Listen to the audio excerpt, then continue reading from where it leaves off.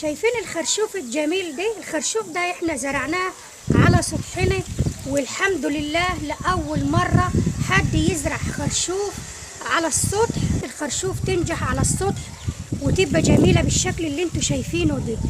ادي الخرشوف. طب ايه علاقة الخرشوف بصحة الكبد؟ الكبد هو المصنع اللي بيخلص الجسم من المواد الضارة، والخرشوف بيساعد الكبد على انه يخلص جسم من المواد الضارة دي. ليه؟ لان الخرشوف مليان بالالياف الغذائية المهمة، بيقلل الكوليسترول وبيقلل ارتفاع ضغط الدم وبيقلل السكر وبيقلل مقاومة الانسولين وبيساعد في التخسيس، وغني جدا بعنصر الحديد والالياف الغذائية ومضادات الاكسدة القوية. كمان غني بالبوتاسيوم اللي بيقلل ارتفاع ضغط الدم وبحافظ على صحة القلب والشرايين. منخفض فيه الصوديوم. كمان اللهم صل على النبي الخرشوف بيحمي من السرطانات، بيحافظ على جمال ونضارة البشرة لأنه فيه فيتامين سي برضه، والألياف الغذائية اللي فيه بتنظم مستوى السكر في الدم، وكمان بتبطئ من امتصاص السكريات وبتساعد في التخسيس. احنا زرعناه على سطحنا ازاي؟ احنا جبنا جذور خشبية زي ما انتوا شايفين كده وزرعناها في التربة زي ما انتوا شايفين، والحمد لله. بيعملوا ايه لما بيكتفوا الخرشوفة؟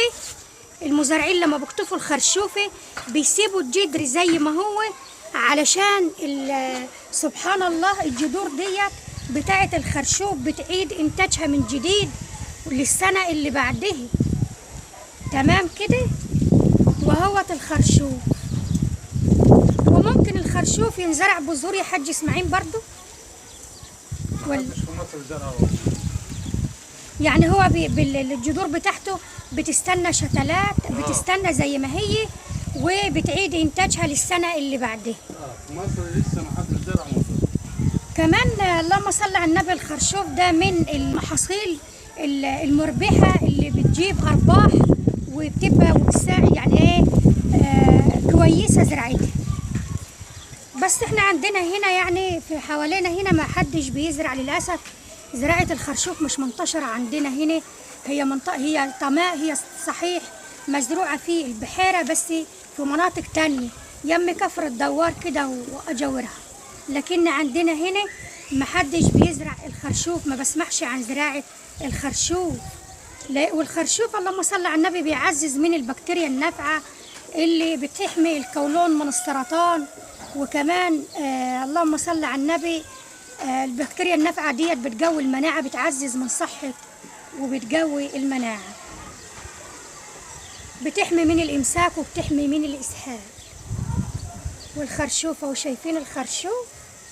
الله ينور عليك يا حاج اسماعيل.